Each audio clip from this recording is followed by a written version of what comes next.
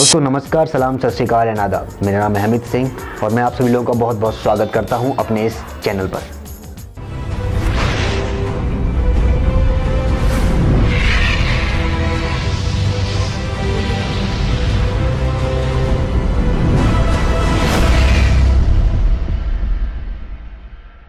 Hello friends, hi, this is Amit Singh and I am professionally an actor. दोस्तों, इससे पहले मैंने सावधान इंडिया, संकट मोचन हनुमान, कभी तो मिलके सब बोलो, महाराणा प्रताप एंड लेटेस्ट था तब की प्यार की।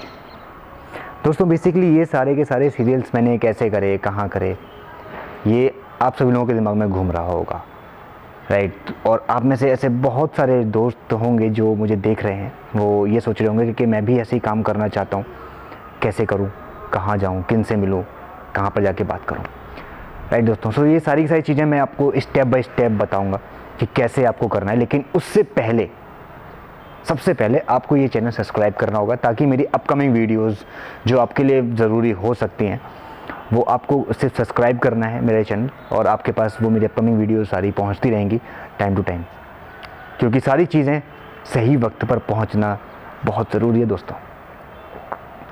बाकी आपकी मर्ज़ी है, no problem. So basically as an actor आप अगर अपने आप को प्रूव करना चाहते हैं तो सबसे पहले जो सबसे इम्पोर्टेंट चीज़ है वो क्या है, वो है अपने आप को पहचानना। सबसे पहले आपको अपने आप को पहचानना ज़रूरी है कि आप हैं क्या, आप क्या करना चाहते हो यार, आप क्या क्या चीज़ें अच्छी तरह कर सकते हो, राइट। कि आप पॉजिटिव कैरेक्टर अच्छे कर सकते हो, आप नेगेटिव कैरेक्टर अच्छे से कर सकते हो, या फिर आपको कोई और कैरेक्टर दे दिया जाए, किसी और चीज़ का कैरेक्टर दे दिया जाए तो आप उस चीज़ को अच्छे से कर सकते हो। कौन सा कैरेक्टर आप अच्छे से कर सकते हैं, सबसे पहले आपको ये समझना ज़रूरी होगा, और जो कि सबसे ज़्यादा इम्पॉर्टेंट है पूरी इंडस्ट्री में। सबसे पहले अपने आप को पहचानो कि आप क्या हो, क्या कर सकते हो, कौन कौन सी चीज़ें आपके लिए सुटेबल हैं।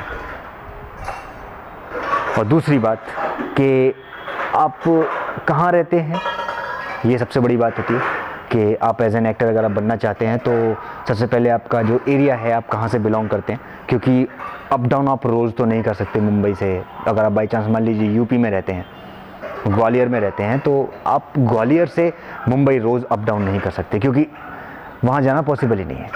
ऑलमोस्ट पूरा एक दिन लगता है आने जाने में। सो बेसिकली क्या होता है कि हमें मुंबई में जाके ही रहना पड़ता है, और अपने आप को एज एन एक्टर प्रूव करने के लिए मुंबई में ही रहना पड़ेगा, राइट।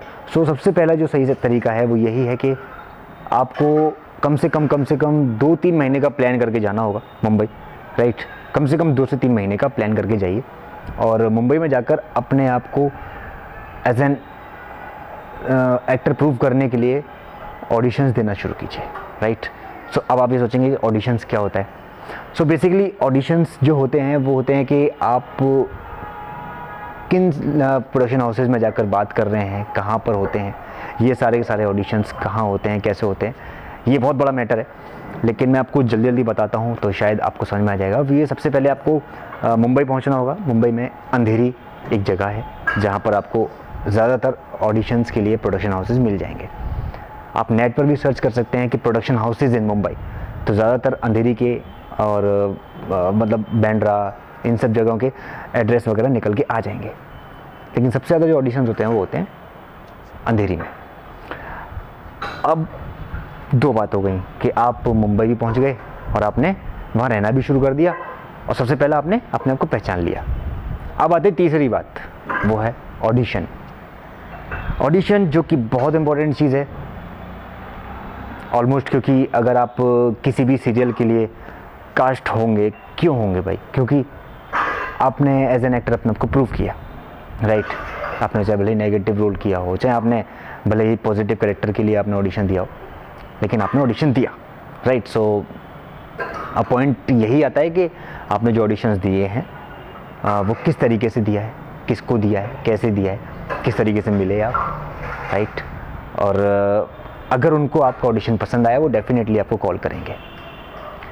और चौथी बात जो कि है सबसे इम्पोर्टेंट है, वो है कि आपका बिहेवियर, आपका बिहेव कैसा है, आपका बात करने का तरीका कैसा है, आपका जेस्चर, पोस्चर, आपका बोलने का, आपका चलने का तरीका, वो सारी की सारी चीज़ें भी बहुत इंपॉर्टेंट है दोस्तों, क्योंकि इंडस्ट्री में अगर एक बार काम मिल गया तो ऐसा ज़रूरी नहीं है कि आपको बार बार काम मिलता रहेगा। वो आपके बिहेवियर पर ही डिपेंड करता है। आपका बिहेवियर अच्छा होगा तो आपको कास्टिंग डायरेक्टर दोबारा बुलाएगा। अगर बिहेवियर अच्छा नहीं होगा तो हो सकता है कि वो आपको नेगलेक्ट करना शुरू कर दे, भले ही आप उस कैरेक्टर में फिट हो। सो बेसिकली ये सारी की सारी चीज़ें हो सकता है कि आपके काम आए, और इसको आप दिमाग में बना के रखिएगा। सो मैंने आपको आज जो बताया वो ये था कि सबसे पहले आप अपने आप को पहचानें, दूसरा मुंबई में जाके इस्टेब्लिश हो जाएं, तीसरा आप ऑडिशंस क्रैक करना सीख जाएं, चौथा आपको अपना बिहेवियर अच्छा रखना होगा, चाहे वो कास्टिंग डायरेक्टर्स हों, चाहे वो एक्टर हों, चाहे वो प्रोड्यूसर्स हों, चाहे डायरेक्टर्स हों, चाहे कोई भी हो।